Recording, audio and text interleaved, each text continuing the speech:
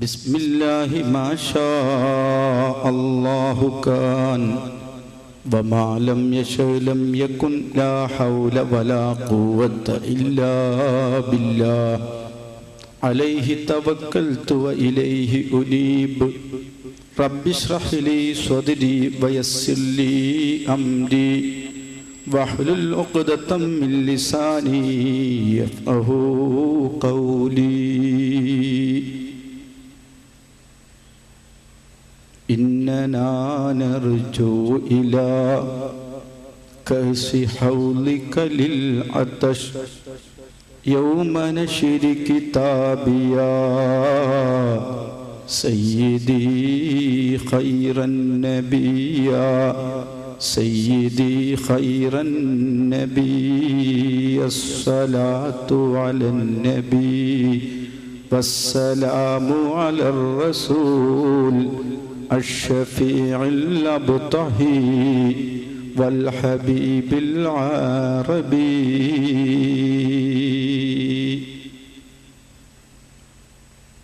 സമാധരണീയരായ ഉസ്താദുമാർ,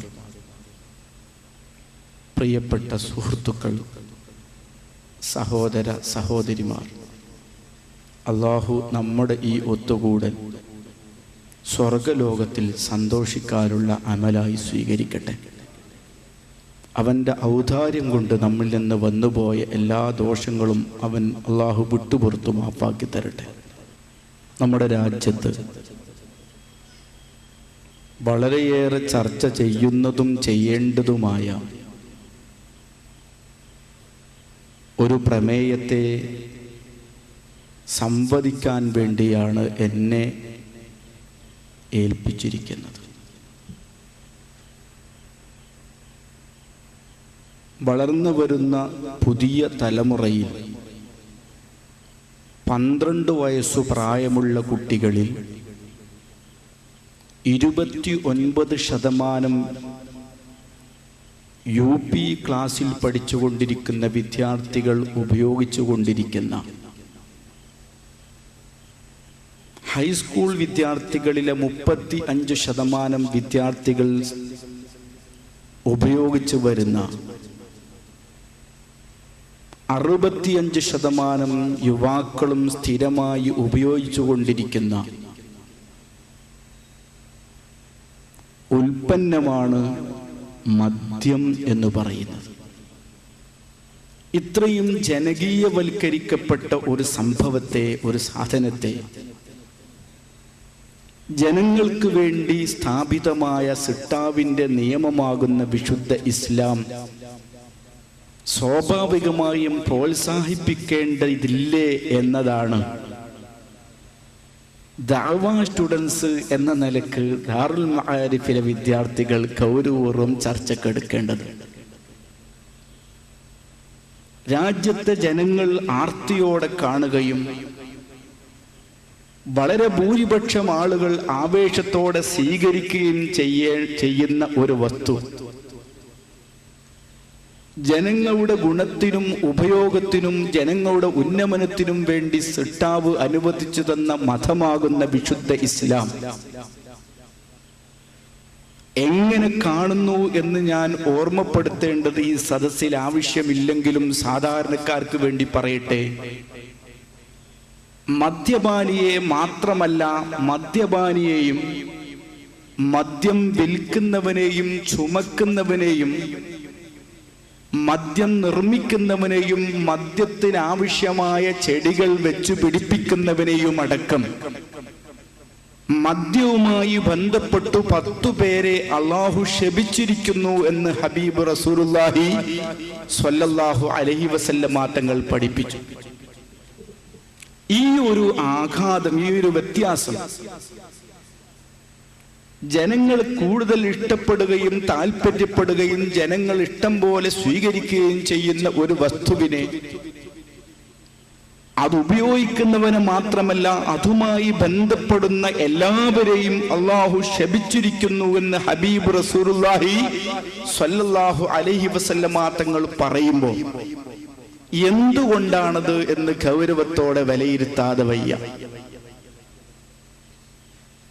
ആമുഖമായി ഞാൻ ഓർമ്മപ്പെടുത്തുന്നത്, നമ്മുടെ രാജ്യത്ത് വളർന്നു വരുന്ന തലമുറയിലെ നല്ല കൂട്ടുകാർ, ആ കൂട്ടുകാർ ഉപയോഗിച്ചു കൊണ്ടിരിക്കുന്ന മദ്യത്തിന്റെ അളവിനെ കുറിച്ച് ഞാൻ പറയുമ്പോൾ അതു രാജ്യത്തിലെ സാധാരണക്കാരിൽ സാധാരണക്കാരായ ആളുകളിലേക്ക് ഇറങ്ങി വരുന്നു എന്ന് നമുക്കറിയാം.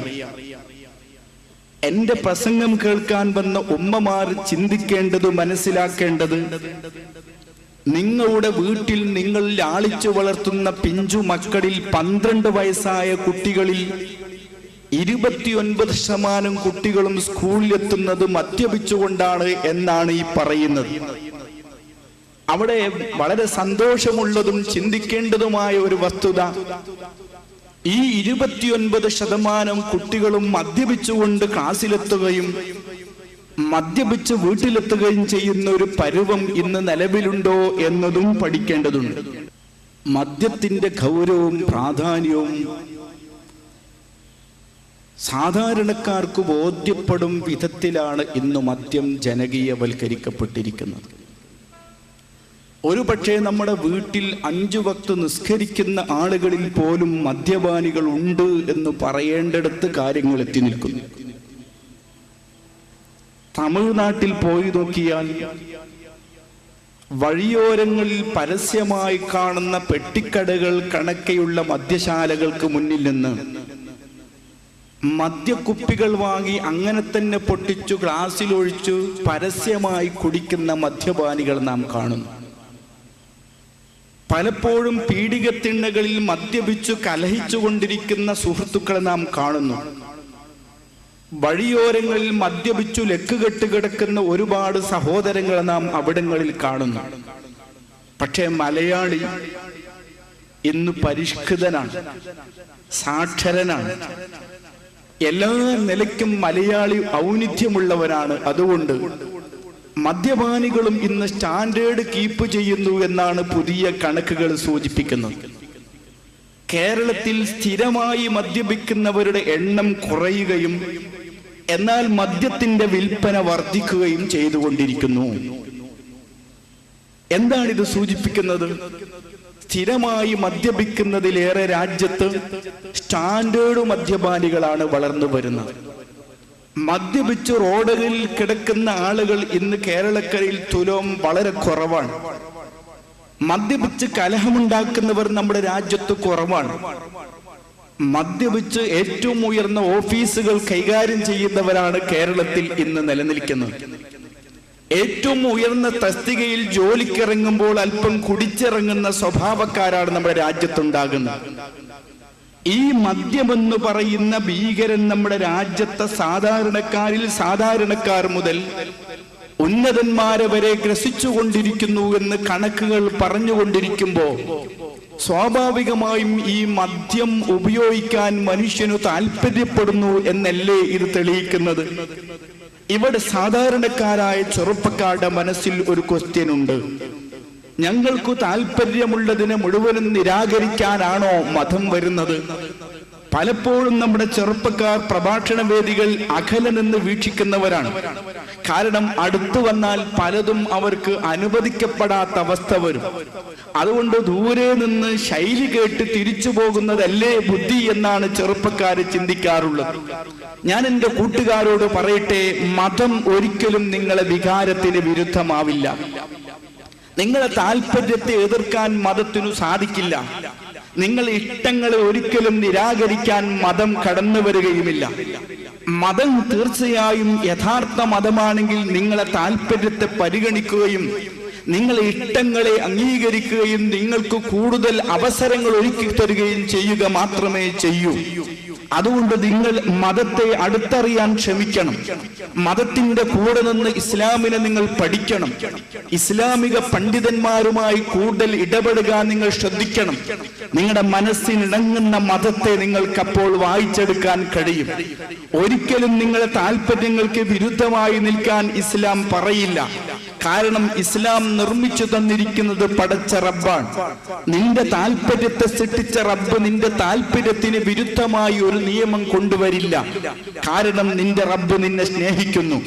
നിന്റെ ഉമ്മയേക്കാൾ നിന്റെ ഉപ്പയേക്കാൾ ലോകത്ത് മറ്റാരെക്കാളും നിന്നെ സ്നേഹിക്കുന്നത് നിന്റെ റബ്ബാണ്. റബ്ബ് വല്ലാത്ത സ്നേഹത്തിന്റെ ഉടമയാണ്. എല്ലാ സ്നേഹത്തിനേക്കാളും വലിയ സ്നേഹം റബ്ബിന്റെ സ്നേഹമാണ്. ആ സ്നേഹമുള്ള റബ്ബ് ഒരിക്കലും നിന്റെ താല്പര്യത്തിന് വിരുദ്ധമായി നിൽക്കില്ല. അതുകൊണ്ട് റബ്ബിലേക്ക് അടുത്ത് വരാനാണ് കൂട്ടുകാർ ശ്രദ്ധിക്കേണ്ടത്. റബ്ബിനെ മനസ്സിലാക്കാനാണ് നമ്മൾ ശ്രമിക്കേണ്ടത്. നാം ദൂരെ നിന്ന് കാണുമ്പോൾ അള്ളാഹുവിനെ കുറിച്ച് നാം ഭീതിയോടെ വീക്ഷിക്കുന്നു. അള്ളാഹുവിന്റെ സ്നേഹം നമ്മൾ മനസ്സിലാക്കിയിട്ടില്ല. വല്ലാത്ത സ്നേഹമാണ് പടച്ച റബ്ബ്. പടച്ച റബ്ബ് സ്നേഹത്തിന്റെ പ്രതീകമാണ്.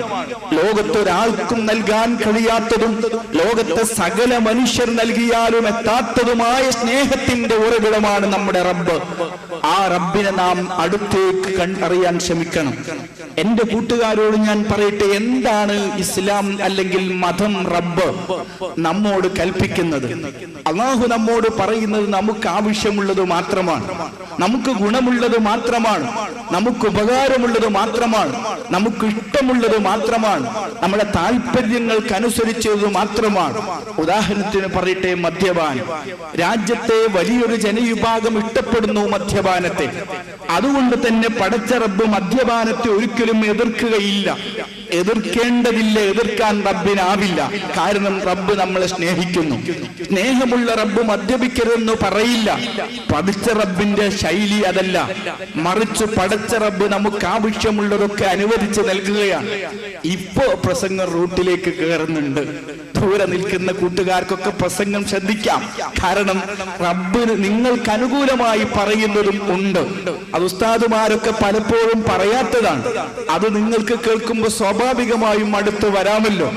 നിങ്ങളോട് ഞാൻ ഓർമ്മപ്പെടുത്തുന്നത്, റബ്ബ് മദ്യപിക്കരുതെന്ന് പറഞ്ഞിട്ടില്ല. റബ്ബ് മദ്യപിക്കരുതെന്ന് പറഞ്ഞിട്ടില്ല, പറയില്ല. റബ്ബിനതിനാവില്ല. കാരണം റബ്ബ് നിന്നെ സ്നേഹിക്കുന്നു. നിന്റെ ഇഷ്ടങ്ങൾക്കെതിരെ നിൽക്കാൻ സ്നേഹിക്കുന്ന റബ്ബിന് ഒരിക്കലും ആവില്ല. ഓർത്തു നോക്കൂ, നിങ്ങളൊരു കുട്ടിയെ സ്നേഹിക്കുകയാണ്.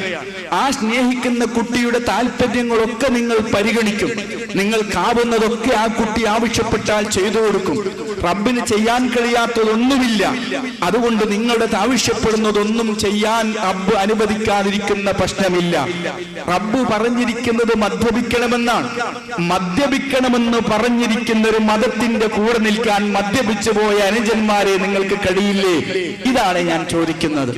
നാം മദ്യപിക്കണമെന്ന് പറഞ്ഞ റബ്ബിന്റെ കൂടെ നിൽക്കാൻ പഠിക്കുക. എന്താണ് ഞാൻ ഈ പറയുന്നത്? കാരണന്മാർക്ക് വേണ്ടി മുന്നിൽ സീറ്റ് ഒഴിവാക്കി വെച്ചിട്ടുണ്ട്.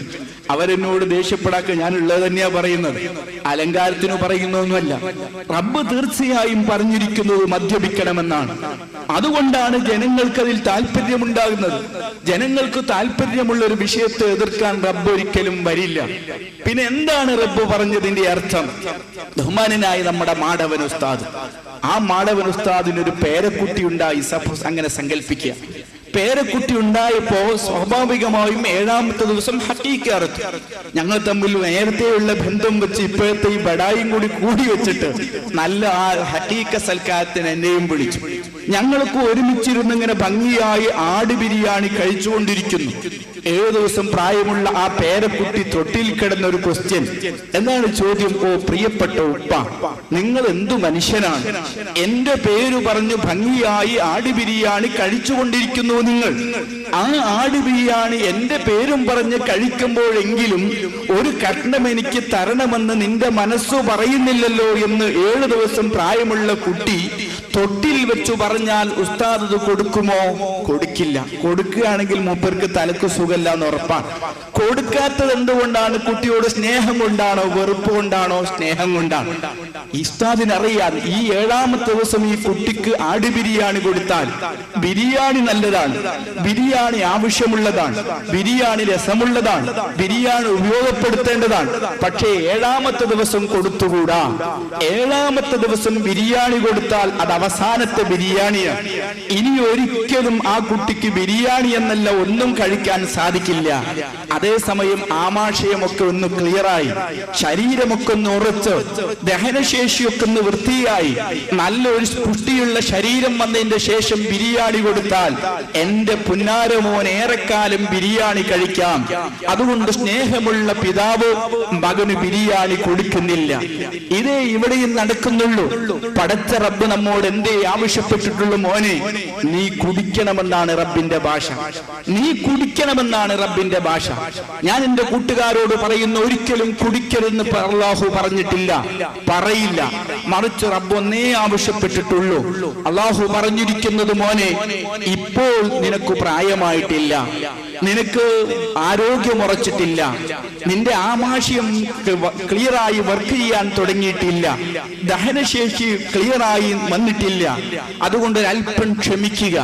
ഇപ്പോൾ ഇവിടെ വെച്ച് നീ കുടിച്ചാൽ ഒരു തവണ ആൽക്കഹോൾ ഉപയോഗിക്കുമ്പോൾ 1500 തിരിച്ചറിവിന്റെ സെല്ലാണ് നിനക്ക് നഷ്ടപ്പെടുന്നത്. ഒരൊറ്റ തവണ മദ്യപിക്കുമ്പോ 1500 തിരിച്ചറിവിന്റെ സെല്ല് നിനക്ക് നഷ്ടപ്പെട്ടുകൊണ്ടിരിക്കുന്നു.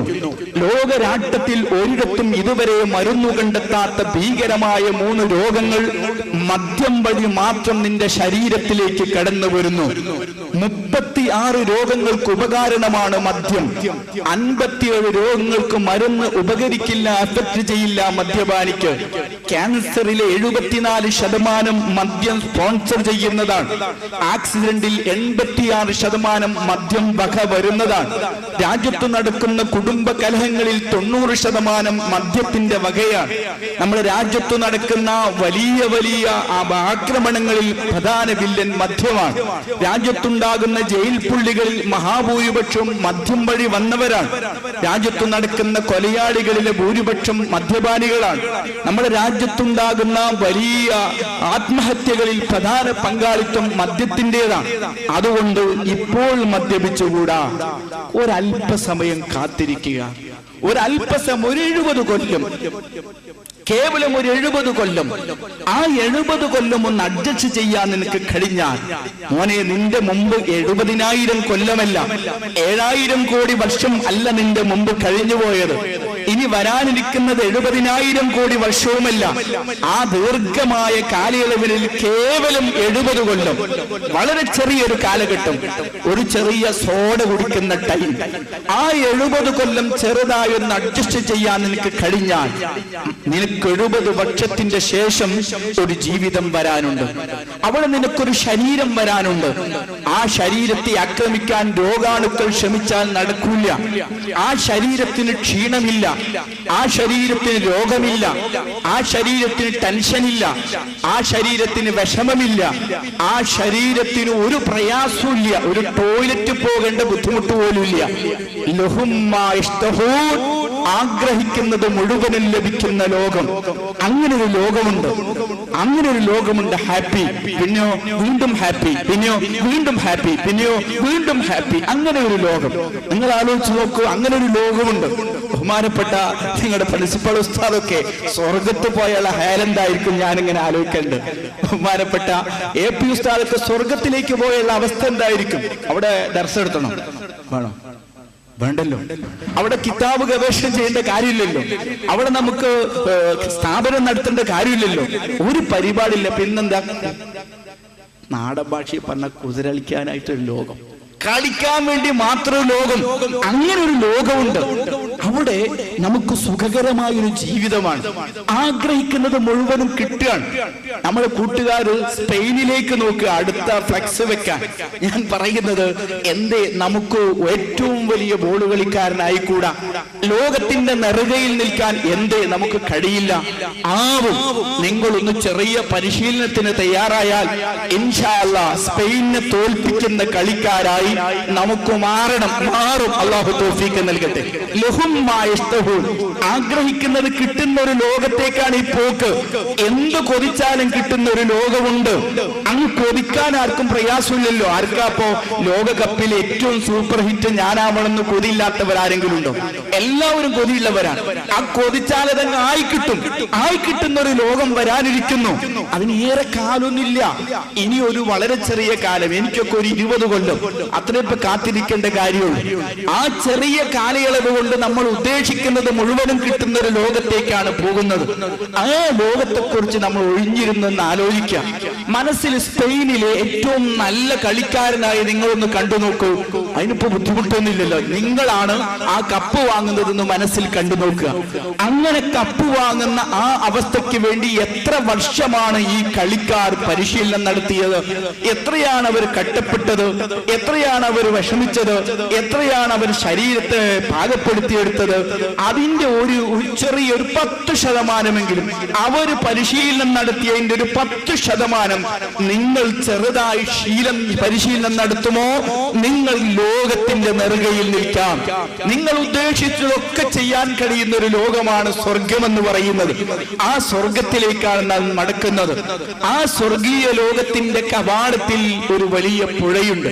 ആ പുഴ നിറയെ മദ്യമാണ്. മണിച്ചനും ഇത്താത്തയും തരുന്ന വിഷവെള്ളമല്ല, രോഗാണുക്കൾ നൽകുന്ന വെള്ളവുമല്ല, മറിച്ച് കുടിച്ചാൽ 70,000 വർഷം മധുരം നാവിൽ നിന്ന് മറയാത്ത മദ്യം കുടിച്ചിട്ടേ വിടും.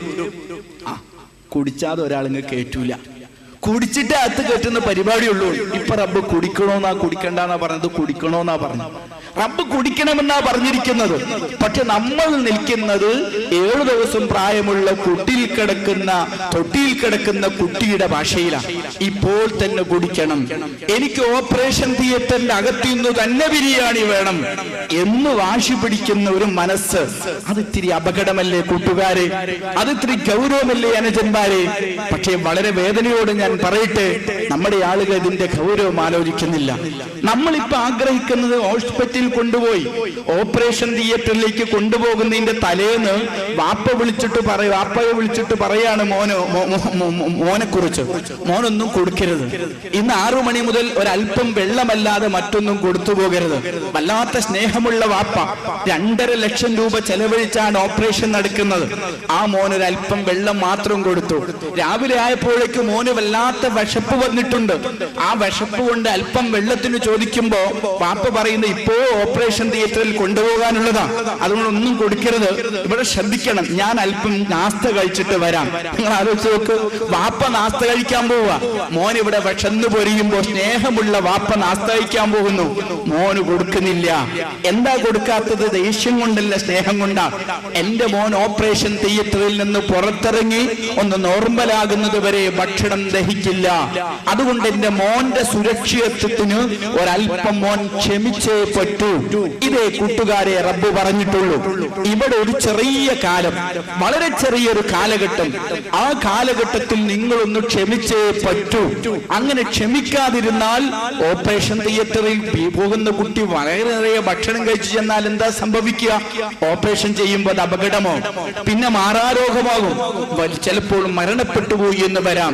ഒരൊറ്റ തവണ മദ്യപിക്കുമ്പോ ദൂരെ ഇരുന്ന് എന്റെ പ്രസംഗം കേട്ടുകൊണ്ടിരിക്കുന്ന അനുജന്മാർക്ക് വേണ്ടി ഞാൻ പറയട്ടെ, അവരാണ് എന്റെ പ്രധാനപ്പെട്ട ശ്രോതാക്കൾ. ഒരൊറ്റ തവണ നിങ്ങൾ മദ്യപിക്കുമ്പോ ആ മദ്യപിക്കുക വഴി 1500 തിരിച്ചറിവിന്റെ സെല്ല് നിനക്ക് അതോടെ നഷ്ടപ്പെട്ടു പോയി. 3 ഭീകരമായ രോഗങ്ങൾ, ലോകരാഷ്ട്രങ്ങൾ ഇതുവരെ മരുന്നു കണ്ടെത്തിയിട്ടില്ലാത്ത രോഗങ്ങൾ, ആ രോഗാണുക്കൾ നിന്റെ ശരീരത്തിലേക്ക് അതോടെ കടന്നു വന്നു. 36 രോഗങ്ങൾക്ക് ഉപകാരണമായി നിന്റെ മദ്യപാനം വരുന്നു. 57 രോഗങ്ങൾക്ക് മരുന്ന് എഫക്ട് ചെയ്യുന്നില്ല നിനക്ക്. വലിയ ക്യാൻസർ രോഗിയായി നീ പെടുകയാണ്. ആ ഭീകരമായ രോഗത്തിന്റെ അടിമയായി നീ പെടയുമ്പോ ഒരു കാര്യം, എന്റെ മദ്യപിക്കണമെന്ന് കൊതിക്കുന്ന എന്ന് അനുജൻ ചെയ്യുമോ? ഒരൊറ്റ കാര്യം ഞാൻ അപേക്ഷിക്കാൻ, മദ്യപിക്കാൻ മനസ്സു പറയുന്നു. ആ മദ്യപിക്കാൻ അനുവദിക്കപ്പെട്ട സമയത്തേക്ക് നീക്കിവെക്കാൻ സാധിക്കുന്നില്ല. ഇവിടെ തന്നെ കുടിക്കണമെന്നാണ് മനസ്സ് പറയുന്നത്. ഒരു ചെറിയ ചികിത്സ ഞാൻ നിർദ്ദേശിക്കട്ടെ. പലർക്കും എനിക്കറിയാം മദ്യപിച്ചു പോയതാണ്, ഒരിക്കൽ മദ്യപിച്ചു തുടങ്ങിയതാണ്, ഇപ്പോൾ അത് ഉപേക്ഷിക്കാൻ കഴിയുന്നില്ല, മദ്യത്തിന്റെ അഡിക്റ്റായി പോയി, മദ്യപിക്കാതെ വയ്യ. ആ ടീമിനോട് ഞാൻ താഴ്മയോടെ പറയുന്നത് നിങ്ങൾക്ക് വേണ്ടി, എനിക്ക് വേണ്ടിയല്ല. കോഴിക്കോട് മെഡിക്കൽ കോളേജിൽ പോവുക, ക്യാൻസർ വാർഡുണ്ട് അവിടെ. ആ വാർഡിൽ അല്പസമയം ചുറ്റിക്കറങ്ങുക. നിന്നെപ്പോലെ ചുറുചുറുക്കുള്ള ചെറുപ്പക്കാർ നാവിൽ ക്യാൻസർ വന്ന് സംസാരിക്കാൻ കഴിയാതെ വിശപ്പിന്റെ കടുപ്പം കൊണ്ട് നിലവിളിച്ചുകൊണ്ടിരിക്കുന്നു. മറുഭാഗത്ത് കഴുത്തു പൊട്ടിയിട്ട് പുറത്തേക്ക് ജലം വന്നുകൊണ്ടിരിക്കുന്നവർ, നെഞ്ചു മുഴുവനും പിളർന്നു കിടക്കുന്ന ആളുകൾ, വയറിൽ ആമാശയം മുഴുവനും തകർന്നു പോയ ആളുകൾ, അങ്ങനെ വിഷമിച്ചുകൊണ്ടിരിക്കുന്ന, കണ്ടാൽ ഞെട്ടിക്കളയുന്ന പാവപ്പെട്ട നൂറുകണക്കിന് രോഗികൾ അവിടെ കിടക്കുന്നത് കാണാം. അവരുമായി സംസാരിക്കണ്ട, അവരെ വികാരത്തെ ഗുണപ്പെടുത്തണ്ട, അവരെ ഇനിയും നുള്ളി നോയിപ്പിക്കണ്ട, അവരെ വേദനിപ്പിക്കണ്ട. പക്ഷേ നിന്റെ മനസ്സുകൊണ്ട് വായിക്കുക, നിന്നെപ്പോലെ ഓടി നടന്നവർ, നിന്നെപ്പോലെ നാട് വിറപ്പിച്ചിരുന്നവർ, നിന്നെപ്പോലെ കമ്പനിക്ക് വേണ്ടി കുടിച്ചു തുടങ്ങിയവർ, അവസാനം മദ്യപിച്ചു ലക്കുകെട്ട ജീവിതം മുന്നോട്ട് പോയപ്പോൾ ക്യാൻസർ രോഗികളായി തളർന്നു കിടക്കുകയാണ്. ആ ചുണ്ടിലേക്ക് ഇപ്പോൾ മദ്യത്തിന്റെ ആവശ്യമില്ല. അവർക്കിനി മദ്യം കഴിക്കാതെ തന്നെ മുന്നോട്ട് പോകാൻ, ജീവിക്കാൻ വകുപ്പുണ്ടോ എന്നാണ് അവർ ചിന്തിക്കുന്നത്. അവരെ കുറിച്ച് പഠിക്കാൻ എന്റെ അനുജൻ തയ്യാറാവണം. നമ്മൾ പറയുന്നത് മരണാനന്തര ലോകത്തെ ശിക്ഷയെ കുറിച്ചല്ല, അതിലേക്ക് ഇൻഷാ അല്ലാഹ് ഞാൻ വരാം. പക്ഷെ ഇവിടെ അനുഭവിച്ചു കൊണ്ടിരിക്കുന്ന ശിക്ഷ അത് അനുഭവ പാഠമാണല്ലോ. നിങ്ങളത് നേരിൽ കാണുകയാണല്ലോ, രോഗികളെ നിങ്ങൾ നേരിട്ട് മനസ്സിലാക്കുകയാണല്ലോ. എല്ലാവർക്കും ഇതറിയാം, ആർക്കും ഈ കാര്യത്തിൽ തർക്കമില്ല. പല കാര്യത്തിലും തർക്കമാണ്, എല്ലാറ്റിലും നമുക്കെന്ന അഭിപ്രായ വ്യത്യാസമാണ്, സംവാദമാണ്, വാദമുഖങ്ങളാണ്. പക്ഷെ മദ്യം അപകടമാണെന്ന കാര്യത്തിൽ തർക്കമില്ല. മദ്യം രോഗാണുക്കൾ നൽകുന്നു എന്ന കാര്യത്തിൽ മദ്യപാനി പോലും സമ്മതിക്കുന്നു. മദ്യപിച്ചു തുടങ്ങിയവൻ ഇനി എന്റെ മോൻ മദ്യപിക്കാതിരിക്കണമെന്ന് കൊതിക്കുന്നു. മദ്യം ഒരു അപകടകരമായി നമ്മുടെ രാജ്യത്ത് വളർന്നു വരികയാണ്. ഈ അപകടാവസ്ഥയിൽ നിന്ന് നമ്മുടെ ചെറുപ്പക്കാർ പലപ്പോഴും രക്ഷപ്പെടാൻ കഴിയുന്നില്ല. ആക്സിഡന്റുകൾ എന്തൊക്കെയാണ് നമ്മുടെ രാജ്യത്ത് നടക്കുന്നത്? എല്ലാ ദിവസവും നൂറുകണക്കിന് ആളുകളാണ് ബൈക്ക് തട്ടി മരിക്കുന്നത്. ഒന്നുകിൽ ആ മരിച്ചുകൊണ്ടിരിക്കുന്ന ആൾ, അതുമല്ലെങ്കിൽ തന്റെ അടുത്ത് വരുന്ന വാഹനത്തിലെ ഡ്രൈവർ. ഒരാൾ മദ്യപിച്ചിരിക്കുക. ഒരു കാര്യം ഓർത്തു നോക്കൂ, നിങ്ങളെ പ്രിയപ്പെട്ട പിഞ്ചു മക്കൾ വീട്ടിൽ നിന്ന് ഇറങ്ങിപ്പോകുമ്പോ വാപ്പ മിഠായി വാങ്ങിയിട്ട് വരണമെന്ന് പറഞ്ഞാണ് യാത്രയാക്കിയത്. ആ മിഠായി പൊതിക്ക് വേണ്ടി കാത്തിരിക്കുകയാണ് LKGക്ക് പഠിച്ചുകൊണ്ടിരിക്കുന്ന നിന്റെ മോൻ. ആ മോന്റെ മുന്നിലേക്ക് നിന്റെ മയ്യത്ത് കടന്നു വരുമ്പോ ആ പിഞ്ചു പൈതൽ അനുഭവിക്കുന്ന മാനസിക വിഷമം ആലോചിച്ചെങ്കിലും കുടിക്കാതിരിക്കാൻ എന്റെ അനുജന്മാരെ നമുക്ക് കഴിയണ്ടേ? മരിക്കുന്ന സമയത്ത് കുടിയനായി മരിച്ചാലോ എന്തൊരു അപകടമാണത്. ബഹുമാനപ്പെട്ട റസൂലുള്ളാഹി സ്വല്ലല്ലാഹു അലൈഹി വസല്ലമ തങ്ങൾ പറഞ്ഞു, മദ്യപാനിയായ ഒരു മുഅ്മിനായ മനുഷ്യന് മരിക്കേണ്ടി വന്നാൽ ആ മനുഷ്യൻ കാലാകാലം നരകത്തിലാണ്. കാരണം അവനിൽ നിന്ന് മദ്യപിക്കുന്ന ടൈമിൽ ഈമാൻ ഉയർന്നു നിൽക്കുമെന്ന് ഹബീബ് റസൂലുള്ളാഹി. ആ മദ്യത്തിന്റെ അപകടത്തോടുകൂടി മരിക്കുന്നവരിൽ അള്ളാഹു നമ്മളെ പെടുത്താതിരിക്കട്ടെ. എന്റെ പ്രിയപ്പെട്ട കൂട്ടുകാരെ, ആ മദ്യത്തിന്റെ അഡിക്റ്റായി മാറുമ്പോൾ ഒരു 4 തവണ നീ ആലോചിക്കുക, എന്തൊക്കെയാണ് നമ്മൾ ചെയ്തുകൊണ്ടിരിക്കുന്നത്. ഒരുപക്ഷെ നീ മദ്യത്തിന്റെ അടിമയായി മരണപ്പെട്ടില്ല എന്ന് വരാം. നീ മദ്യപിച്ച് ഓടിക്കൊണ്ടിരിക്കുന്ന വാഹനം ഏറ്റു മരിച്ചു വീഴുന്ന അപ്പുറത്തുള്ള പാവപ്പെട്ട ഒരു ചെറുപ്പക്കാരൻ, അവന് ഭാര്യയുണ്ട്, മക്കളുണ്ട്, കുടുംബമുണ്ട്. അവരുടെ അവസ്ഥ എന്താണെന്ന് ഒരു മിനിറ്റ് എന്റെ കൂട്ടുകാരാലോചിച്ചു നോക്കൂ. ആ പാവപ്പെട്ട കുടുംബത്തെ അനാഥമാക്കാൻ കേവലം ഒരു 10 മിനിറ്റ്, അരമണിക്കൂർ സമയത്തെ ചെറിയ ഒരു ത്രില്ല്, ആ ത്രില്ല് കൊണ്ട് പാവപ്പെട്ട ഒരു കുടുംബത്തെ എന്നേക്കുമായി അനാഥമാക്കുന്ന നിന്റെ മനസ്സിന്റെ വികാരം അതെത്ര മോശമാണ് അനുജന്മാർ. നിങ്ങൾ ഗൗരവത്തോടെ കാണണം. എന്റെ പ്രിയപ്പെട്ട കൂട്ടുകാരോട് ഞാൻ ഒന്നുകൂടി പറയട്ടെ, നമ്മുടെ രാജ്യത്ത് പിഞ്ചുമക്കളുണ്ട്. മദ്യപാനികളുടെ പ്രിയപ്പെട്ട കുടുംബത്തിലെ അവസ്ഥ എന്താണ്? മദ്യപാനിക്കും സ്നേഹമുണ്ട്, മദ്യപിക്കുന്നവൻ ഭാര്യയെ സ്നേഹിക്കുന്നുണ്ട്, മക്കളെ സ്നേഹിക്കുന്നുണ്ട്. മദ്യപിച്ചു ലക്കുകെട്ട് വീട്ടിലേക്ക് വരുന്ന സമയത്ത് ആ പാവപ്പെട്ട ഭാര്യ ചിന്തിച്ചുകൊണ്ടിരിക്കുന്നത് എന്താണ്? പഠിച്ചവനെ, എന്റെ പ്രേണേശ്വരൻ, എന്റെ ഭർത്താവ് വൈകിട്ട് വരട്ടെ. കുറവിക്കുന്ന മാനസിക വിഷമത്തിന്റെ ഗൗരവം എന്റെ മദ്യപാനികളായ അനുജന്മാർ ആലോചിച്ചിട്ടുണ്ടോ? നിങ്ങളെപ്പോലെ പച്ച ഹൃദയമുള്ള ഒരു മനുഷ്യ സ്ത്രീയാണ് നിന്റെ ഭാര്യ എന്ന് ഒരിക്കലെങ്കിലും മദ്യപിച്ചുകൊണ്ടിരിക്കുന്ന എന്റെ കൂട്ടുകാർ ചിന്തിച്ചിട്ടുണ്ടോ? എന്റെ പ്രിയപ്പെട്ട അനുജന്മാരെ, നിങ്ങളെ പ്രിയപ്പെട്ട മോൻ, ആ മോൻ നിൽക്കുകയാണ് ഒരു പ്രശസ്തമായ സ്കൂളിലെ ആ വരാന്തയിൽ ഇങ്ങനെ നിൽക്കുന്നു. 2000-ഓളം വിദ്യാർത്ഥികൾ പഠിച്ചുകൊണ്ടിരിക്കുന്ന ആ സ്കൂളിൽ നല്ല വിദ്യാർത്ഥിയാണ് ആ പാവപ്പെട്ട കുട്ടി. പക്ഷേ എല്ലാവരും ഹോംവർക്ക് ചെയ്തപ്പോ നിന്റെ മകന് മാത്രം ഹോംവർക്ക് ചെയ്യാൻ ഒത്തില്ല. 2000 വിദ്യാർത്ഥികൾക്കിടയിൽ ടീച്ചർ വന്നു. അതാ ഹോംവർക്ക് ചെയ്യാത്ത വിദ്യാർത്ഥിയെ പുറത്തു നിൽക്കുകയാണ്. എല്ലാവരും ആ കുട്ടിയെ പരിഹാസത്തോടെ നോക്കുകയാണ്. 2000 കൂട്ടുകാർക്കിടയിൽ പരിഹാസ്യനായി ഏകനായി മുറ്റത്ത് നിൽക്കുന്ന നിന്റെ പ്രിയപ്പെട്ട മകൻ അനുഭവിക്കുന്ന മാനസിക വിഷമം നീ ആലോചിച്ചോ? എന്തേ സംഭവിച്ചത്? അവൻ ഹോംവർക്ക് ചെയ്യാൻ അറിയാത്തത് കൊണ്ടല്ല, താല്പര്യമില്ലാത്തത് കൊണ്ടല്ല. വീട്ടിലിരുന്ന് ഹോംവർക്ക് ചെയ്തുകൊണ്ടിരിക്കുന്നതിനിടയ്ക്ക് വേച്ചു നടന്നു വരുന്ന പ്രിയപ്പെട്ട പിതാവ് ആ ചുവന്നു തുടുത്ത കണ്ണുമായി വീട്ടിലെത്തി ഉമ്മയെ ശകാരിക്കുമ്പോ കട്ടിൽ പോയി കമഴ്ന്നു കിടന്ന് വാവിട്ട് നിലവിളിക്കുന്ന നിന്റെ മകന് ഹോംവർക്ക് ചെയ്യാൻ സാധിക്കുന്നില്ല. അതിന്റെ പരിണിതിയായിട്ടാണ് ടീച്ചർ ക്ലാസ്സിൽ നിന്ന് പുറത്താക്കിയിരിക്കുന്നത്. ഞാനിതൊക്കെ പറയുന്നത് പെട്ടുപോയ അനുജന്മാരോടാണ്. ഭൗമലോകത്ത് നിങ്ങൾ വരുത്തി വെക്കുന്ന അപകടം ഒരല്പസമയത്തെ ത്രില്ലിന് വേണ്ടി, ഒരു കമ്പനിക്ക് വേണ്ടി, ഒരു ടീനേജിന് വേണ്ടി നാം ചെയ്തു വെച്ചുകൊണ്ടിരിക്കുന്ന അപകടത്തിന്റെ കടുപ്പം ഓരോരുത്തരും മനസ്സിൽ ചിന്തിക്കുന്നതിന് വേണ്ടിയാണ്. എന്റെ പ്രിയപ്പെട്ട നല്ലവരായ രക്ഷിതാക്കൾ, ഇത് ഗൗരവത്തോടെ മനസ്സിലാക്കുക. നമ്മുടെ പുതിയ തലമുറ മദ്യത്തിലേക്ക് അറിഞ്ഞോ അറിയാതെയോ വഴിമാറിക്കൊണ്ടിരിക്കുന്നു. ഞാൻ സൂചിപ്പിച്ചു, കേരളക്കരയിൽ 370ഓളം ബീവറേജ് കോർപ്പറേഷന്റെ സ്ഥാപനങ്ങളുണ്ട്. ആ സ്ഥാപനങ്ങൾക്ക് പകരം 8000 ബീവറേജ് സ്ഥാപനമുണ്ട് നമ്മുടെ തമിഴ്നാട്ടിൽ. പക്ഷെ തമിഴ്നാട്ടിൽ 8000 സ്ഥാപനത്തിൽ നിന്ന് കുടിച്ചുകൊണ്ടിരിക്കുന്ന മദ്യത്തിന്റെ അളവും 370 സ്ഥാപനത്തിൽ നിന്ന് മലയാളി കുടിച്ചുകൊണ്ടിരിക്കുന്ന മദ്യത്തിന്റെ അളവും എടുത്ത് പരിശോധിക്കുമ്പോൾ 370 കടകളിൽ വിൽക്കപ്പെടുന്ന മദ്യം 8000 കടകളിൽ വിൽക്കപ്പെടുന്നതിന്റെ 100 കണക്കിന് ഇരട്ടിയാണ്, എത്രയോ ഇരട്ടിയാണ്. നിങ്ങൾ ഇത് ഗൗരവത്തോടെ മനസ്സിലാക്കണം. പക്ഷെ ഞാനിവിടെ സൂചിപ്പിക്കുന്നത്, മദ്യം നമ്മുടെ രാജ്യത്ത് വ്യാപകമായി വരുമ്പോ ആ മദ്യം വ്യാപകമായി വന്നുകൊണ്ടിരിക്കുമ്പോഴും സ്ഥിരമായി മദ്യപിക്കുന്നവരുടെ എണ്ണം കുറയുന്നു എന്ന് ഞാൻ ആമുഖമായി പറഞ്ഞു. ഇതിനൊരു പ്രധാനപ്പെട്ട കാരണമുണ്ട്. നമ്മുടെ രാജ്യത്ത് മദ്യപാനികൾ വർദ്ധിച്ചുകൊണ്ടിരിക്കുന്നതിന്റെ പ്രധാനപ്പെട്ട കാരണങ്ങൾ, ആ കാരണങ്ങളെ കണ്ടെത്തി ചികിത്സിച്ചെങ്കിൽ മാത്രമേ മദ്യത്തിന്റെ അപകടത്തിൽ നിന്ന് നമുക്ക് നമ്മുടെ സമൂഹത്തെ രക്ഷപ്പെടുത്താൻ വേണ്ടി സാധിക്കുള്ളൂ. ഞാനൊരു കാര്യം തീർത്തു പറയുന്നു, ഈ രാജ്യത്ത് ഒരാളും മദ്യപാനിയാകാൻ കൊതിക്കുന്നില്ല, മദ്യപാനിയായി ജീവിക്കണമെന്ന് ആഗ്രഹിക്കുന്നില്ല. മദ്യപന്മാരോടും സ്വകാര്യമായി സംസാരിച്ചാൽ പെട്ടുപോയതാണ്, ഉപേക്ഷിക്കാൻ കഴിയുന്നില്ല എന്നാണ് അവർ മറുപടി നൽകിക്കൊണ്ടിരിക്കുന്നത്.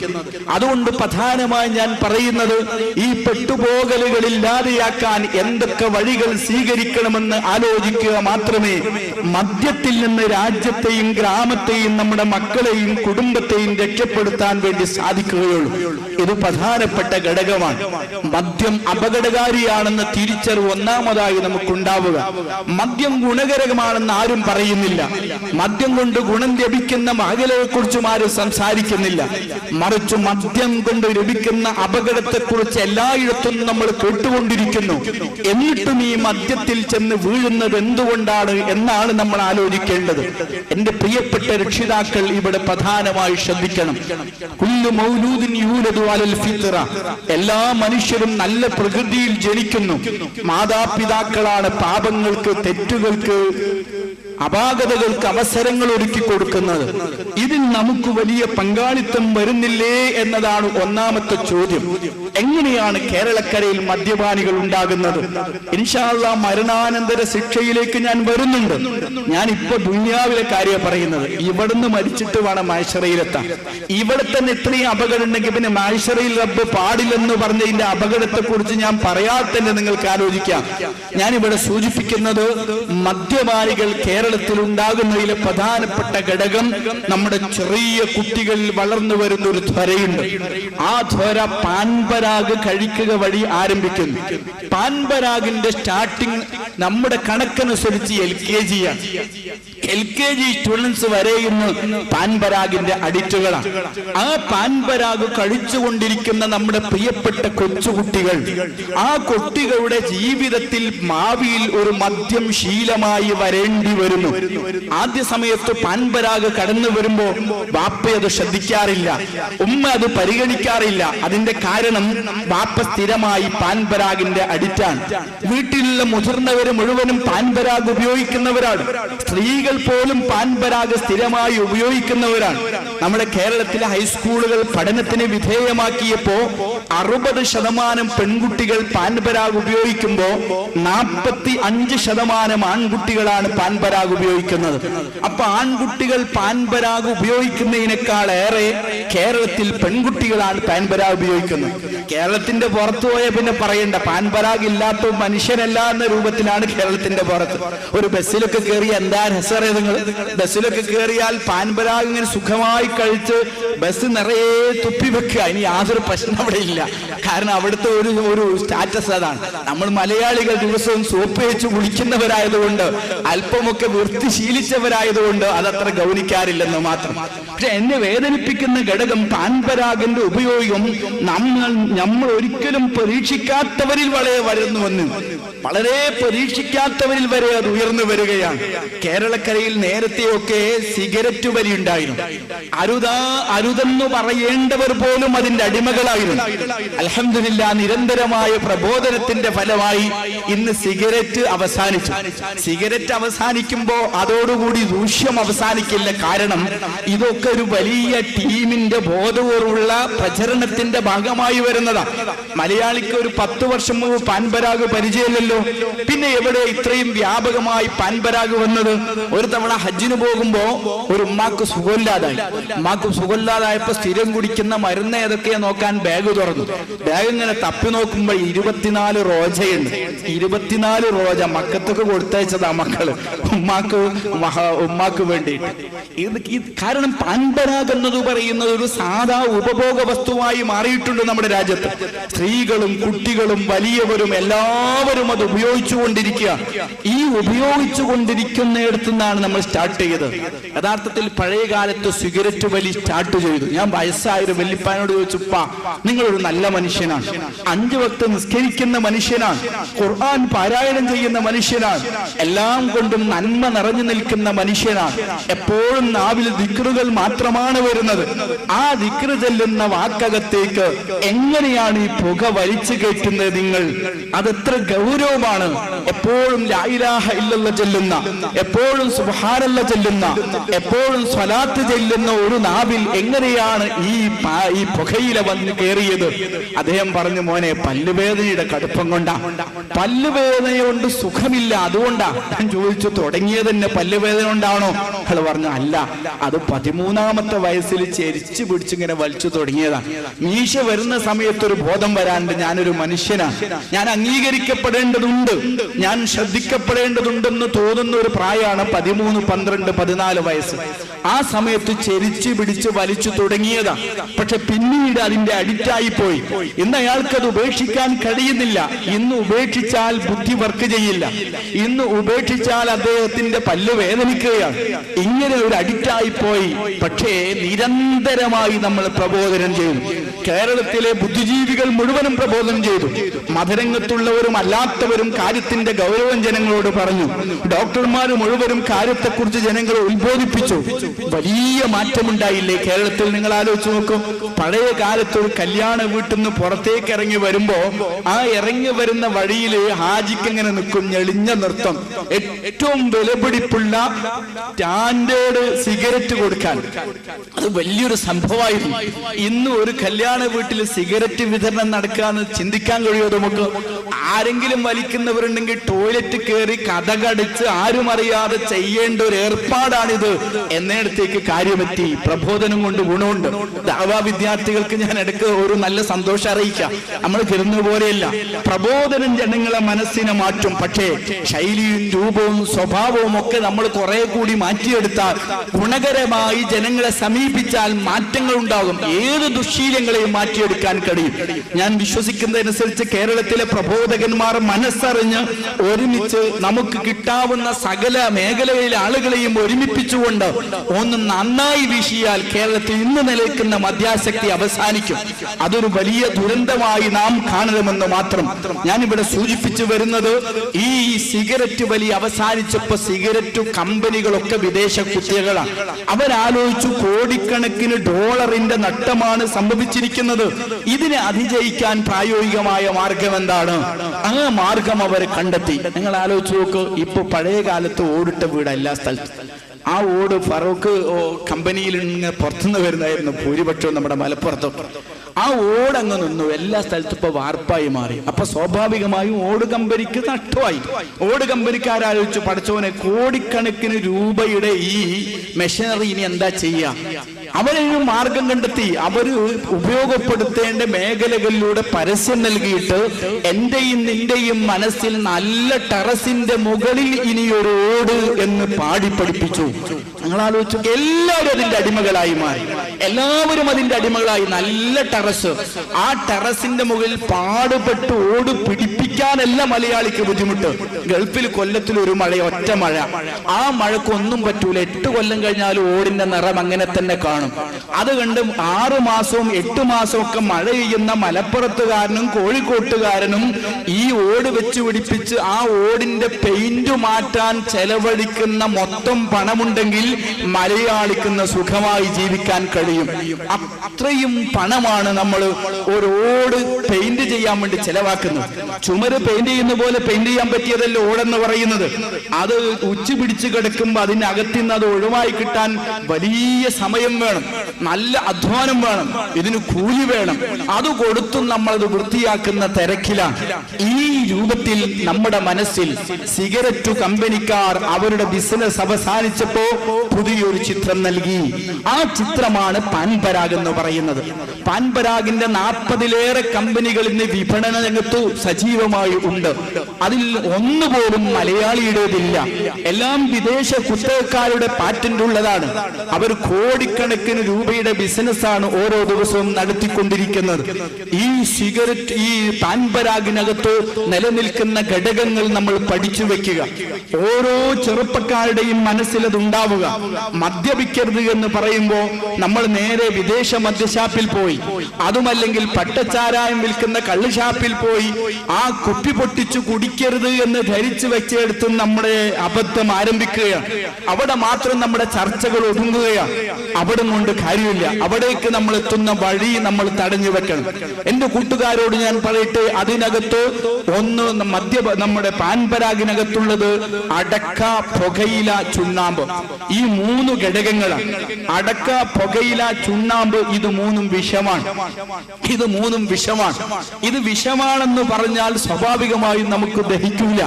നമ്മളൊരു കാര്യം ചെയ്യാം, എല്ലാ സ്ഥലത്തും കോഴികളുണ്ടല്ലോ. ഇപ്പൊ പുതിയ കോഴികളാണ്, പഴയ കോഴികൾ അസ്തമിച്ചുകൊണ്ടിരിക്കുക. എല്ലാം മാറുകയാണ്, എല്ലാ രംഗത്തും മാറുകയാണ്. അപ്പൊ കോഴികൾ നമ്മുടെ നാടൻ കോഴി ഇപ്പിനി കാണാനില്ല. നാടൻ കോഴിയുടെ കുറച്ച് മുട്ട കിട്ടിയെങ്കിൽ നേരം വെളുക്കാത്ത ഒരാളായതുകൊണ്ട് എനിക്കതൊന്ന് വിരിച്ചെടുക്കുന്ന കൊതിയുണ്ട്. പക്ഷെ കിട്ടാൻ എവിടെയില്ല. എല്ലാ സ്ഥലത്തും നമ്മൾ ഈ പ്ലാസ്റ്റിക് കോഴികൾ വർദ്ധിച്ചു വരിക. ഇടയ്ക്ക് ഞാൻ പറയുന്നു, ഈ പ്ലാസ്റ്റിക് കോഴികൾക്ക് ആകെ ആയുസ്സുള്ളത് 24 ദിവസമാണ്. ഈ 24 ദിവസം മാത്രം ആയുസ്സുള്ള കോഴി ഭംഗിയായി രാവിലെയും വൈകുന്നേരവും ഉച്ചക്കും കഴിക്കാൻ മലയാണ്. കഴിക്കുന്നതിന്റെ ഫലമായി നമ്മുടെ ഓരോ ഗ്രാമത്തിലും പഠിച്ചു വെച്ചോളൂ, വന്ധ്യത വർദ്ധിക്കുന്നു നമ്മുടെ രാജ്യത്ത്. കുട്ടികളില്ലാത്ത സ്ത്രീകളും കുട്ടികൾ ജനിക്കാത്ത പുരുഷന്മാരും വർദ്ധിക്കുക. അതുകൊണ്ട് ക്ലിനിക്കുകൾക്ക് കൊയ്ത്ത് കൊയ്ത്തുകാലമാണ്, അവർക്ക് സുഖമാണ്, പണമുണ്ടാക്കാനുള്ള മാർഗമാണ്. കുട്ടികളില്ലാത്തത് വലിയൊരു മനസ്സിന് ടെൻഷൻ ഉണ്ടാക്കുന്ന വിഷയമാണ്. അതുകൊണ്ട് കുട്ടികളില്ലാത്ത ചെറുപ്പക്കാരെയും കിഴികളെയും വളർത്തിയെടുക്കുന്നതിൽ പ്രധാന പങ്കാളിത്തം ബ്രോയിലർ കോഴികൾക്കുണ്ട് എന്ന് ചെറുതായിട്ട് മനസ്സിലാക്കി വെക്കുക. അതിന്റെ അർത്ഥം നാളെ മുതൽ തീരെ കഴിക്കണ്ടെന്നല്ല, മറിച്ച് കഴിക്കുന്നതിൽ ഒരു ലിമിറ്റ് വെക്കുക. ഇത് ചവറാണ്. 24 ദിവസത്തെ മാത്രം പ്രായം ജീവിക്കുന്ന 25ാമത്തെ ദിവസം ജീവിച്ചാൽ ചത്തുപോകേണ്ട ജീവിയെയാണ് വാരി വലിച്ചു ഭംഗിയായി കഴിച്ചുകൊണ്ടിരിക്കുന്നത്. ഇത് എല്ലാവർക്കും വേണം. പ്രത്യേകിച്ച് ഗൾഫ് കൺട്രികളിൽ നിന്നത് കേട്ടുകൊണ്ടിരിക്കുന്നവർക്ക് നിർബന്ധമായും വേണം. അവർക്ക് അധികം ആൾക്ക് ഇപ്പൊ കുട്ടികളില്ലാത്ത കേസാണ്. ഗൾഫിൽ ചെന്നാൽ കാര്യമായിട്ട് നമുക്ക് കിട്ടുന്ന ചികിത്സ കുട്ടികളില്ലാത്തതിന്റെ പരിഹാരം. അതുകൊണ്ട് ഞാൻ പറയുന്നത്, കുട്ടികളില്ലാതിരിക്കാൻ കളമൊരുക്കുന്ന അവസരങ്ങൾ കൂടി നമ്മൾ മനസ്സിലാക്കണം. ഞാൻ വിഷയത്തിലേക്ക് തന്നെ വരട്ടെ. എന്റെ പ്രിയപ്പെട്ട കൂട്ടുകാരെ, നിങ്ങൾ അടക്കയും പുകയിലും പുണ്ണാമ്പും എടുത്ത് അത് മുഴുവനും ഒന്ന് ചേർത്ത് വെച്ചിട്ടൊന്ന് പൊതിഞ്ഞു വെക്കാം. രാവിലെ എടുത്തു നോക്കിയാൽ ആ തുണിക്ക് മുകളിൽ ഒരു ചെറിയ പൊടി കാണും, ഒരു വെളുത്ത പൊടി. ആ പൊടി എടുത്ത് നമ്മുടെ കോഴിക്ക് കൊടുത്താൽ ഉടനെ കോഴി സുഖമായി ചെരിഞ്ഞു വീഴും. അതിന്റെ അർത്ഥം എന്താണ്? ഇത് വിഷമാണ്. ആ വിഷം നമ്മുടെ മക്കൾ കഴിക്കുകയാണ്. അതിനകത്ത് 4ാമത്തൊരു ഘടകമുണ്ട്. ഞാനിത് വിഷാന്ന് പറയുമ്പോ ഒരു സ്ഥലത്തില് എന്റെ കൂട്ടുകാരുടെ ഒരു ചോദ്യം വന്നു. എന്താ ചോദ്യം? എന്റെ വല്യപ്പ മരിക്കുന്നത് വരെ കഴിച്ചിട്ട് ഒരു കുഴപ്പമുണ്ടായിട്ടില്ല. ഇപ്പൊ നിങ്ങളിത് വിഷാന്നാ പറയുന്നത്. എന്റെ വല്യപ്പ കഴിച്ചത് നാടൻ വെറ്റില എടുക്കും, വെള്ളം വെറ്റില, അതിൽ ചുണ്ണാമ്പ് തേക്കും, പുകയില വെക്കും, അതിൽ നന്നായി അടക്ക പൊടിച്ചു വെക്കും, എന്നിട്ട് വെറ്റില ഭംഗിയായി പൊതിയും, പൊതിഞ്ഞിട്ട് ഭംഗിയായി ചവച്ചിറക്കും. ഇപ്പൊ എന്താ സംഭവിക്കുന്നത്? അടക്ക, പുകയില, ചുണ്ണാമ്പ്, ഈ മൂന്നിന്റെ വിഷത്തെ നേരിടാൻ ഇളം വെറ്റിലയുടെ കറക്ക് ശക്തിയുണ്ട്.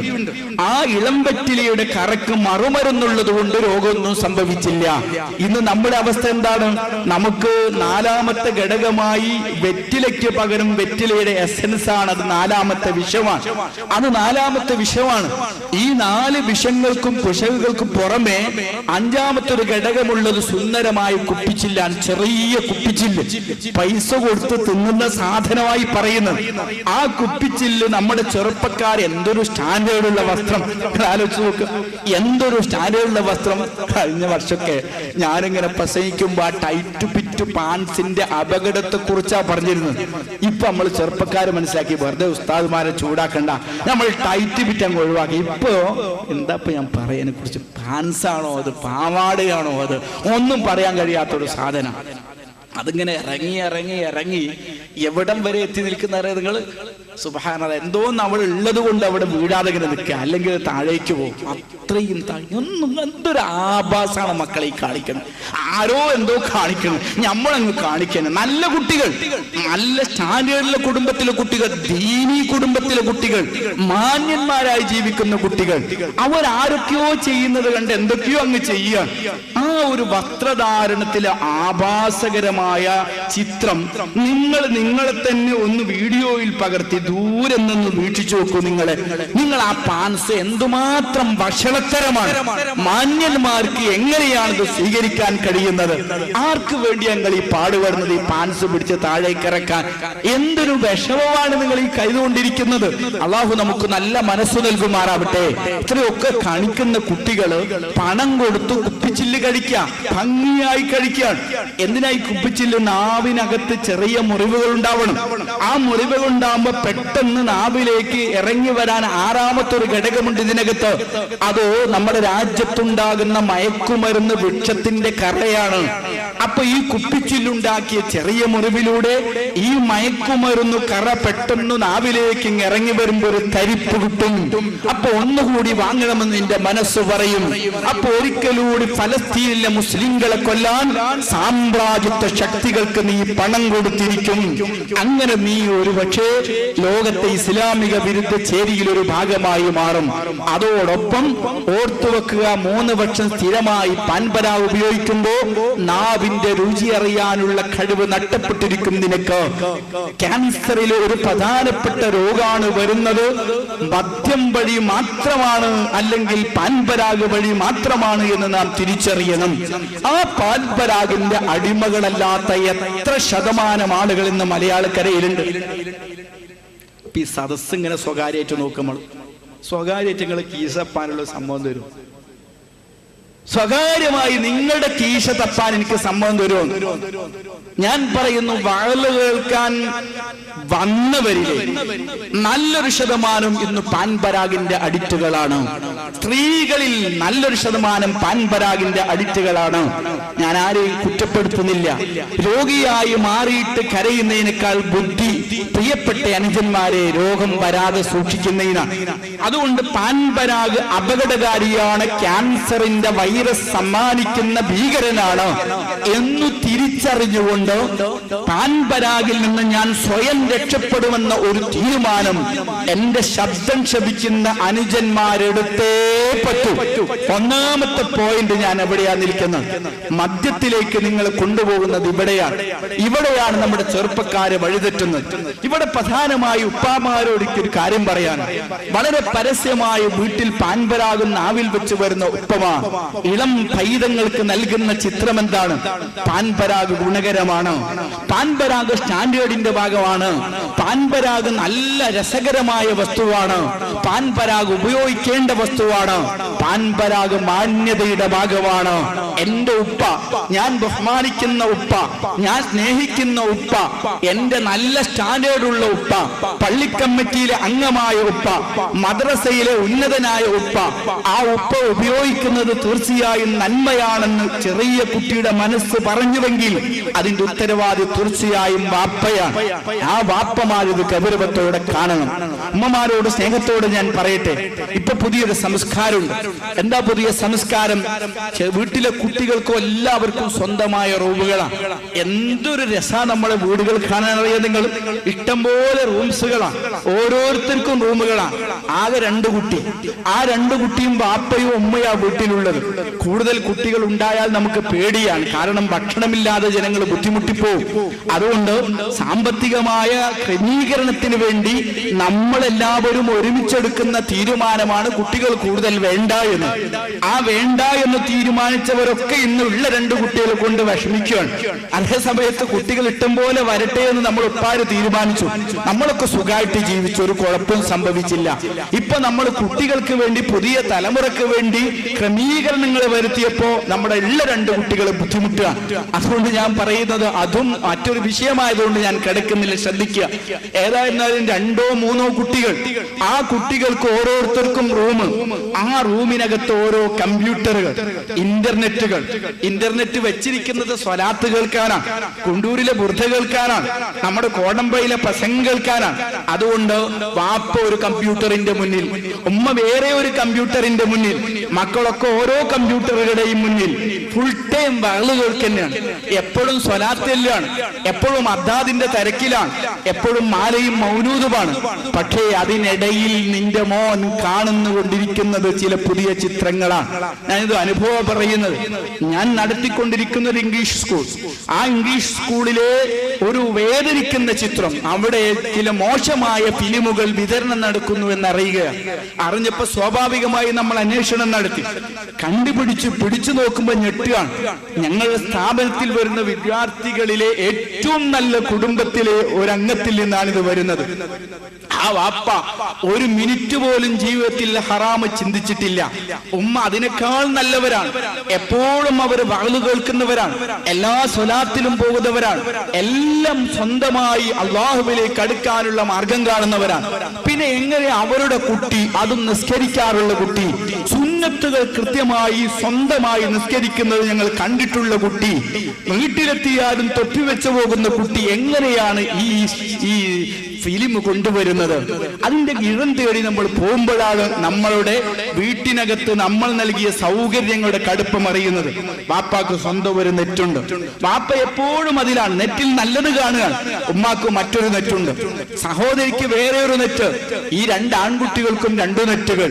അവരൊക്കെ ഹൈറ് കണ്ടുകൊണ്ടിരിക്കുന്നു. പക്ഷേ എപ്പോഴോ ഒരിടത്ത് ഹൈറല്ലാത്തതും എത്തിപ്പെട്ടുപോയി. ആ പെട്ടുപോയത് പിന്നീട് ഒരു ശീലമായി പോയി. ആ ശീലം വളർന്നു. അവസാനം അത് കൈമാറ്റത്തിലേക്ക് എത്തി. കൈമാറ്റം കുറെ കൂടി വളർന്നപ്പോഴാണ് നമ്മളൊക്കെ വിവരം അറിയുന്നത്. അതുകൊണ്ട് ഞാൻ ഓർമ്മപ്പെടുത്തുന്നത്, കുട്ടികൾക്ക് വീട്ടിൽ അമിതമായി സ്വാതന്ത്ര്യം നൽകാതിരിക്കുക. അത് ഏറ്റവും ആദ്യമായി മദ്യപാനികൾ ഇല്ലായ്മ ചെയ്യണമെങ്കിൽ ആദ്യത്തെ സ്റ്റെപ്പ് എവിടെയാണ്?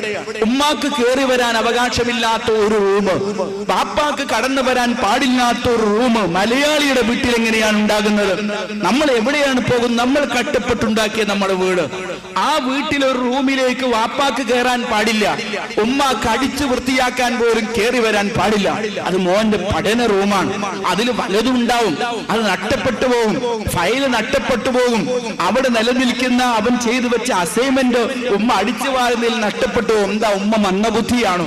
ഇത്ര മന്ദബുദ്ധിയായ ഒരു ഉമ്മയൊന്നുമല്ലല്ലോ നമ്മുടെ വീട്ടിലുള്ളത്. ആ ഉമ്മാക്കറിയില്ലേ ഈ ഫയലുകൾ സൂക്ഷിക്കേണ്ടതാണെന്ന്? ആ ഉമ്മാക്കറിയില്ലേ അസൈൻമെന്റിന് വെച്ച പേപ്പർ ഏതാണെന്ന്? ആ ഉമ്മയെ എന്തിനും കൊള്ളാത്തവരാക്കി മാറ്റി ഉമ്മാക്ക് റൂമിലേക്ക് കയറിക്കൂടാ. എല്ലാം മകന്റെ സ്വാതന്ത്ര്യമായി, മകളുടെ സ്വാതന്ത്ര്യമായി എന്നയിടത്തുനിന്ന് നമ്മൾ നശിക്കാൻ തുടങ്ങി. ഇവിടെ നമ്മൾ ഗൗരവത്തോടെ ആലോചിക്കണം. ഉമ്മാക്ക് കടന്നു വരാൻ സ്വാതന്ത്ര്യമുള്ള വീടേ നമ്മുടെ വീട്ടിൽ ഉണ്ടാവാൻ പാടുള്ളൂ. ആ ഉമ്മ മോന്റെ പാൻസിന്റെ കീശ ഇടക്ക് കൈയിട്ട് തപ്പി നോക്കണം. എന്തിന്? നിന്റെ മോൻ രക്ഷപ്പെടാൻ, നിന്റെ മോൻ രോഗിയാകാതിരിക്കാൻ, നിന്റെ മോൻ എന്നേക്കുമായി മൈശറയിൽ നരകശിക്ഷ അനുഭവിക്കാതിരിക്കാൻ ഉമ്മാക്ക് അതിന് ബാധ്യതയുണ്ട്. ഉമ്മ അത് ചെയ്തേ പറ്റൂ. മോന്റെ കീശ തപ്പാൻ നിനക്ക് ധൈര്യമുണ്ടാവണം. മകളുടെ പോക്കറ്റ്, മകളുടെ ബാഗിന്റെ പോക്കറ്റ് ഉമ്മ ശ്രദ്ധിച്ചുകൊണ്ടിരിക്കണം. ഇടയ്ക്ക് നമ്മൾ അന്വേഷിക്കണം. ചുമരിന്റെ മുകൾ ഭാഗത്ത് മോൻ കൊണ്ടുവന്ന് വെക്കുന്നത് എന്തൊക്കെയാണെന്ന് ഉമ്മ അറിയണം. മകന്റെ അലമാര തുറക്കാനുള്ള ചാവി ഉമ്മയുടെ കയ്യിലുണ്ടാവണം. ഉമ്മ അറിയാത്ത ഒരു സൂക്ഷിപ്പ് കേന്ദ്രവും നമ്മുടെ മക്കൾക്കുണ്ടായിക്കൂടാ. എപ്പോഴും എല്ലാറ്റിന്റെയും കേന്ദ്രബിന്ദു ഉമ്മയായി മാറണം. അങ്ങനെ ഒരു അവസ്ഥ നിലനിന്നെങ്കിൽ മാത്രമേ നമ്മുടെ രാജ്യത്ത് വളർന്നു വരുന്ന തലമുറ രക്ഷപ്പെടുകയുള്ളൂ. പക്ഷെ പല വീടിന്റെയും അവസ്ഥ അതല്ല. അടിച്ചു വരാൻ പോലും ഉമ്മാക്ക് അവകാശമില്ല. വീട്ടിലേക്ക് കയറി അഥവാ മോന്റെ റൂമിൽ കയറിയാൽ അന്ന് ബഹളമാണ്, അന്ന് വീട്ടിൽ പ്രശ്നമാണ്. ഇത് അവസാനിപ്പിക്കുക എന്നാണ് മദ്യത്തിൽ നിന്ന് നമ്മുടെ സമൂഹത്തെ രക്ഷപ്പെടുത്താനുള്ള ഒന്നാമത്തെ പോയിന്റ്. എന്റെ പ്രിയപ്പെട്ട ഉമ്മമാരോട് ഞാൻ ഓർമ്മപ്പെടുന്നത് ഗൗരവമായി കാണണം. നമ്മുടെ മക്കൾ ഒരിക്കലും പാൻപരാഗിന്റെ അഡിക്റ്റുകളായി മാറാൻ പാടില്ല. പാൻപരാഗ് കഴിക്കുന്നവരായി മാറാൻ പാടില്ല. പാൻപരാഗ് കഴിക്കുന്നവരുടെ കമ്പനിയായി നമ്മുടെ മക്കൾ മാറാൻ പാടില്ല. അപ്പോഴേ നമ്മുടെ മക്കൾ രക്ഷപ്പെടുകയുള്ളൂ. ഇത് ചെറിയ ഒരു വിഷയമായി കണ്ട് നമ്മുടെ മക്കൾക്ക് ഇന്ന് സ്വാതന്ത്ര്യം നൽകിയാൽ ഭാവിയിൽ നമ്മുടെ മക്കൾക്ക് നാവിന്റെ രുചി അറിയാനുള്ള കഴിവ് നഷ്ടപ്പെടുമ്പോ പിന്നെ പാൻപരാഗ് കൊണ്ട് മതിയാവില്ല. അവന് കുറച്ചുകൂടി തരുപ്പ് കിട്ടുന്നത് ആവശ്യമായി വരികയാണ്. അങ്ങനെ അവൻ മെല്ലെ മയക്കുമരുന്നിലേക്ക് കടന്നു വരും. മയക്കുമരുന്ന് അവൻ ഇഷ്ടം പോലെ ലഭിക്കാൻ കേരളത്തിൽ അവസരങ്ങളുണ്ട്. കേരളത്തിലെ മുഴുവൻ ഹൈസ്കൂളുകളിലും ഇന്റർവെൽ ടൈമിൽ മയക്കുമരുന്ന് വിപണനത്തിന് വിപുലമായ ചെയിൻ സംവിധാനം നിലനിൽക്കുന്നുണ്ട്. ആ സംവിധാനത്തിന് അവർ ആദ്യം ചെയ്യുന്നത് നമ്മുടെ കുട്ടികൾക്ക് മെല്ലെ ഒരു മയക്കുമരുന്നിന്റെ ഒരു മിഠായി കൊടുക്കും. രണ്ടാമത്തെ ദിവസവും കൊടുക്കും, ഒരാഴ്ച കൊടുക്കും. അവരിട്ട് കമ്പനിയാകും. ഒരാഴ്ച കഴിയുമ്പോൾ അടുത്ത ദിവസം അവന് മിഠായി കൊടുക്കുന്നില്ല. സ്വാഭാവികമായും അവൻ ആ ടൈമിൽ മിഠായി കിട്ടിയില്ലെങ്കിൽ കാശ് ശ്രദ്ധിക്കാൻ കഴിയുന്നില്ല. അവന്റെ മനസ്സ് പെടയുകയാണ്. അവനെന്തോ അസ്വസ്ഥത വരികയാണ്. അവൻ ഈ കൂട്ടുകാരനെ തേടി പുറപ്പെട്ടു. മോനെ, ഇതിന് വലിയ വിലയുള്ള സാധനമാണ്. ഇത്രയും വിലയുള്ളത് എന്നും മോനിത് ഫ്രീയായി തരാൻ എനിക്കാക്ക് കഴിയൂല. മോനൊരു കാര്യം ചെയ്യൂ, ഇതൊരു കൂട്ടുകാരന് പരിചയപ്പെടുത്തു. അങ്ങനെ അത് അടുത്ത കൂട്ടുകാരിലെത്തി. അങ്ങനെ ക്ലാസ്സിലെ ഏകദേശ പേര് മുഴുവനും ഇതിന്റെ വലയിൽ വീഴുമ്പോ അതൊരു വിപണനമായി മാറി, വലിയ ബിസിനസ് ചെയിനായി മാറി. അതിൽ നിന്ന് കമ്മീഷൻ പറ്റി സ്വന്തമായി മദ്യമിഠായികൾ കഴിക്കുന്ന ശീലം നമ്മുടെ മലയാളക്കരയിലെ സ്കൂളുകളിൽ വർദ്ധിച്ചു. ആ വർദ്ധിച്ചു വന്ന സംവിധാനത്തെ പ്രായോഗികമായി ഉപയോഗപ്പെടുത്താൻ ഇന്ന് കേരളത്തിൽ എമ്പാടും സംവിധാനങ്ങളുണ്ട്. ഇവിടെ വാപ്പയും ഉമ്മയും മാത്രം പോരാ. ഇവിടെ നമ്മുടെ അധ്യാപകരുടെ കൂടി കണ്ണു തുറക്കണം. അധ്യാപകർ മാത്രം പോരാ, ക്ലാസ്സിൽ നമ്മൾ നിയന്ത്രിച്ചു കൊണ്ടിരിക്കുന്ന കൂട്ടുകാരുടെ കമ്പനി നന്നാവണം. നമ്മുടെ ക്ലാസ്സിലെ ഒരു കുട്ടി ഒരു അബദ്ധത്തിൽ വീണാൽ അത് അവന് മാത്രമല്ല ക്ലാസ്സിലെ മുഴുവൻ വിദ്യാർത്ഥികളെയും ബാധിക്കുമെന്ന ഒരു ബോധം നമുക്കെല്ലാവർക്കും ഉണ്ടാവണം. ഇന്റർവെൽ ടൈമിൽ മക്കൾ എവിടെ പോകുന്നു, ഏതൊക്കെ കമ്പനികളുമായി അവർ ടച്ച് ചെയ്യുന്നു, ആരൊക്കെയായിട്ടാണ് അവർ സംസാരിക്കുന്നത്, ഇത് കൃത്യമായി മാതാപിതാക്കളും രക്ഷിതാക്കളും അധ്യാപകരും ശ്രദ്ധിച്ചില്ലെങ്കിൽ തീർച്ചയായും നമ്മുടെ കുട്ടികൾ നശിച്ചുകൊണ്ടിരിക്കും. എന്റെ പ്രിയപ്പെട്ട ഉപ്പമാരെ, ഒരു തവണ കള്ളുകുടിച്ചു ശീലിച്ചാൽ, ഒരു തവണ മയക്കുമരുന്ന് ഉപയോഗിച്ച് ശീലിച്ചാൽ പിന്നീട് ഒരിക്കലും അവർക്ക് രക്ഷപ്പെടാൻ കഴിയില്ല. എനിക്കറിയാം, അബുദാബിയിൽ ഞാൻ ക്ലാസ് എടുത്തു, മദ്യത്തിന്റെ ഗൗരവത്തെക്കുറിച്ച് ബുദ്ധിപരമായി സമർത്ഥിച്ചു, മരണാനന്തര ലോകത്തെ ശിക്ഷയുടെ കടുപ്പത്തെക്കുറിച്ച് ഉത്ബോധിപ്പിച്ചു. മനസ്സുകളോട് അടുത്തിരുന്ന് സംവദിച്ചപ്പോ ഒരുപാട് കൂട്ടുകാർ പൊട്ടിക്കരഞ്ഞു എന്നോട്. അവർ പറയുന്നത് മദ്യപിക്കാതെ ജീവിക്കണം ഞങ്ങൾക്ക്, പക്ഷേ മദ്യപിക്കാതെ ജീവിക്കാൻ ഞങ്ങൾക്ക് കഴിയുന്നില്ല. കാരണം ടൈമാകുമ്പോ കയ്യിന് വിറ വരുന്നു, കാലിന് വിറ വരുന്നു, ബുദ്ധിക്ക് ഭ്രമം വരുന്നു, അതുകൊണ്ട് മദ്യപിക്കാതിരിക്കാൻ ഞങ്ങൾക്കാവുന്നില്ല. എന്നെ രക്ഷപ്പെടുത്താനുള്ള പോംവഴി പറഞ്ഞു തരൂ എന്ന് പറയുന്ന ഒരുപാട് പാവപ്പെട്ട ചെറുപ്പക്കാരെ പരിചയപ്പെടാൻ എനിക്ക് ഭാഗ്യം ലഭിച്ചിട്ടുണ്ട്. ഞാനിവിടെ പറയുന്നത്, ജീവിതത്തിൽ ഒരിക്കലും മദ്യപിക്കാത്ത ഒരു തലമുറ നമ്മുടെ രാജ്യത്ത് വളർത്തിയെടുക്കാൻ ഉമ്മമാരും ഉപ്പമാരും ശ്രദ്ധിക്കണം. അവിടെയാണ് നിങ്ങളുടെ ശ്രദ്ധ, കണ്ണും കാതും തുറന്നു വെച്ച് ആവശ്യമായിരിക്കുന്നത്. ഞാൻ പറയട്ടെ, മദ്യപാനികൾ നമ്മുടെ രാജ്യത്ത് വർദ്ധിക്കുന്നതിൽ പ്രധാന പങ്കാളിത്തം വഹിക്കുന്ന ഒന്നാമത് പാൻപരാഗാണെങ്കിൽ രണ്ടാമത് നമ്മുടെ രാജ്യത്ത് നടന്നുകൊണ്ടിരിക്കുന്ന സദ്യകൾ, വിവാഹത്തോടനുബന്ധിച്ചു നടക്കുന്ന ഒരുപാട് ആഭാസങ്ങൾ, വിവാഹത്തിന്റെ തലേരാത്രികൾ നടക്കുന്ന വലിയ വലിയ ആകർഷകമായ സദ്യകൾ, ആ സദ്യകളാണ് മദ്യപാനത്തെ നമ്മുടെ കേരളത്തിൽ ജനകീയവൽക്കരിച്ചത്. മാന്യന്മാർ, ഉയർന്ന ആളുകൾ, ഉന്നത ഉദ്യോഗസ്ഥന്മാർ, വലിയ സ്റ്റാൻഡേർഡുള്ള ആളുകൾ, അവരൊക്കെ ഒരുമിച്ചിരുന്ന് മദ്യപിക്കുന്ന ഒരു ചിത്രം നമ്മുടെ രാജ്യത്ത് സുലഭമായി വരികയാണ്. മദ്യമില്ലാത്ത സൽക്കാരങ്ങൾ ഇന്ന് വളരെ കുറവാണ്. നല്ലവരുടെ വീട്ടിൽ പോലും മദ്യപിക്കുന്നവർക്ക് വേണ്ടി അവസരം ഒരുക്കുകയാണ്. കാരണം ഞാനൊരു കോണ്ടക്റ്റാണ്, എനിക്ക് പലരെയും തൃപ്തിപ്പെടുത്തേണ്ടതുണ്ട്.